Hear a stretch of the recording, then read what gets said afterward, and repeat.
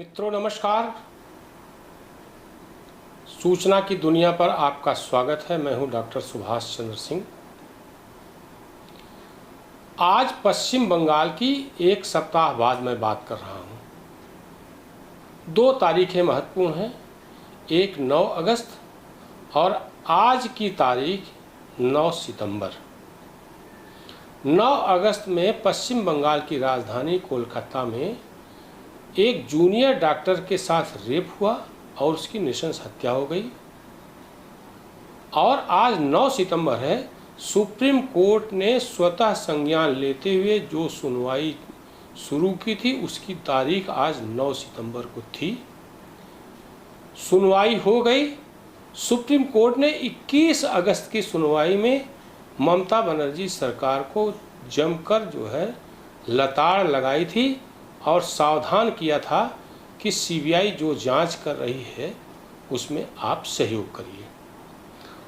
और जो कुछ तोड़फोड़ हुई थी, कलकत्ता पुलिस को लताड़ लगाई। एक प्रकार से प्रकारांतर से ये ममता सरकार को लताड़ थी, लेकिन कोई सुधार नहीं हुआ।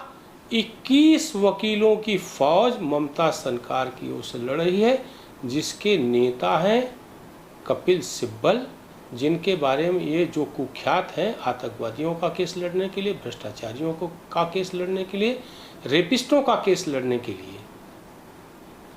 तो अब एक प्रकार से ममता सरकार की ओर से जो सुनवाई हो रही है, एक प्रकार से वह ममता सरकार को बचाने की नहीं है, बल्कि रेपिस्ट को और उस प्रिंसिपल डॉक्टर को, राय को और गुप्ता को बचाने की कोशिश है। तो कपिल सिब्बल की यही ख्याति है, या कहें कि इसके लिए कुख्यात है। लेकिन जो डेवलपमेंट हुआ राजनीति को बड़ा महत्वपूर्ण है। एक डेवलपमेंट ये हुआ कि उनके एक राज्यसभा सदस्य हैं, पूर्व IAS अफसर हैं, बड़े विश्वस्त रहे जवाहर सरकार, उन्होंने TMC यानी तृणमूल कांग्रेस और राज्यसभा की सदस्यता से इस्तीफा देने की घोषणा कर दी। ममता बनर्जी ने फ़ोन पर उनको मनाने की कोशिश की, लेकिन फिलहाल बताते हैं कि उन्होंने फैसला कर लिया और कहा है कि 11 सितंबर को जाएंगे, राज्यसभा के सभापति जगदीप धनखड़ को इस्तीफा देंगे। इससे पहले शांतनु सेन और सुखेंदु शेखर राय, ये दोनों विद्रोह पर उतारू हुए थे। और सुखेंदु शेखर राय को तो कलकत्ता पुलिस ने नोटिस भी दे दिया था गिरफ्तारी के लिए। शुक्र करिए को हाई कोर्ट ने उस पर रोक लगा दी और कलकत्ता पुलिस को नोटिस वापस लेने का निर्देश दिया। आज का डेवलपमेंट यह है कि सुप्रीम कोर्ट ने फिर फटकार लगाई और उसने कहा कि सीबीआई को आपने रिपोर्ट क्यों नहीं दी। कपिल सिब्बल ने कहा कि रिपोर्ट हमने कोर्ट में जमा कर दी है, वहाँ से वो ले सकते हैं। तीसरा डेवलपमेंट है कि वहाँ के जो राज्यपाल हैं CB आनंद बोस, उन्होंने विनीत गोयल जो वहाँ के पुलिस कमिश्नर हैं उनको हटाने का निर्देश दिया है, क्योंकि पूरे प्रकरण में विनीत गोयल की भूमिका संदिग्ध है और उन पर आरोप है वह प्रकारांतर से अपराधियों को बचाने की कोशिश कर रहे हैं। इन आरोपों को भी सुप्रीम कोर्ट ने ये भी कहा डॉक्टरों से कि मैंने 21 अगस्त की सुनवाई में टास्क फोर्स बनाई थी डॉक्टरों की सुरक्षा के लिए राष्ट्रीय स्तर पर। आपके लिए सुरक्षा के सारे इंतजाम हैं, कलकत्ता पुलिस आपकी सुरक्षा करेगी और जो अस्पताल है उसके आसपास CISF को तैनात कर दिया गया, ऐसा बताया जा रहा है। और आप काम पर लौटें, क्योंकि मरीजों की जिम्मेदारी आपकी है। अगर कुछ होता है तो ये आप जिम्मेदार होंगे। 2 दिन के भीतर आप काम पर लौटिए, अन्यथा आपके खिलाफ कार्रवाई होगी।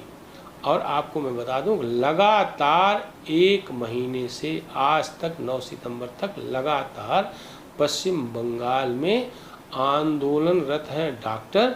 यहाँ तक कि रिक्शे वालों ने भी वहाँ पर, खोमचे वालों ने भी वहाँ पर इस घटना का विरोध किया और न्याय की मांग की। जूनियर डॉक्टर तो ही हैं, लगातार वो आंदोलन कर रहे हैं और न्याय मांग रहे हैं। एक प्रकार से कहें तो ममता बनर्जी पूरी तरह से घिर गई हैं और ममता बनर्जी को जवाब देते हुए नहीं बन रहा है। इस बीच इस पर जो एक एपिसोड बनाया था जिसमें मैंने बताया था कि इनके भतीजे ममता बनर्जी के भतीजे अभिषेक बनर्जी ने भी जो है इस पूरे मामले पर चुप्पी साध ली है और वो इंतजार कर रहे हैं कि किसी तरह से ममता बनर्जी बेइज्जत हो, कुर्सी छोड़ें और उनको कुर्सी पर बैठने का मौका मिले। इसलिए अभी तक मनसा वाचा कर्मणा, मन से, वचन से और कर्म तीनों से उन्होंने ममता बनर्जी का कहीं से सपोर्ट करते हुए वे नहीं दिखे। इसका मतलब कुछ चाहते हैं कि टीएमसी में विद्रोह और उनको वहाँ की कुर्सी मिले। हालांकि अभी ये दूर की कौड़ी है उनके लिए। ममता बनर्जी तीसरी बार जीत कर आई हैं, उनके पास फिलहाल जनाधार है। परसेप्शन उनके बारे में अभी गलत निकला है, चूँकि उनके पास जनाधार है, अपने बल पर तीसरी बार जीत कर आई हैं और उनका शासन 13वें वर्ष में प्रवेश कर चुका है, यानी 13 वर्ष शासन करते हुए उनको हो गया है। इतने जल्दी वो कुर्सी छोड़ने वाली नहीं है। 21 में चुनाव हुआ था और बम्पर बहुमत से जीत कर आई थी। 288 में से 215 सीटें उनको मिली थी। कम्युनिस्ट और कांग्रेस का सुपड़ा साफ हो चुका था और नेता मतलब विरोधी दल के रूप में भारतीय जनता पार्टी 77 सीट लेकर के आई थी। शुभेंदु शेखर अधिकारी जो इन्हीं के साथी रहे, वो भारतीय जनता पार्टी से लड़े, इनसे विद्रोह करके और वो जीते। इस समय नेता विरोधी दल है। पूरी बंगाल में पूरी भाजपा इस समय सड़क पर है। ममता बनर्जी को इसका खामियाजा आज नहीं तो कल, कल नहीं तो परसों, अन्यथा 26 के चुनाव में तो इसका खामियाजा भुगतना ही पड़ेगा। फिलहाल इस एपिसोड में इतना ही। आप सभी लोगों से अनुरोध है कि जो लोग भी सूचना की दुनिया की इस लाइव को देख रहे हैं, लाइव को लाइक करें, सब्सक्राइब करें, बेल आइकन दबाएं ताकि आपको नोटिफिकेशन जा सके। कमेंट करें और शेयर करना न भूलें। बहुत बहुत आभार। आप इस YouTube चैनल को लाइक करिए, सब्सक्राइब करिए, कमेंट करिए और शेयर जरूर करिए।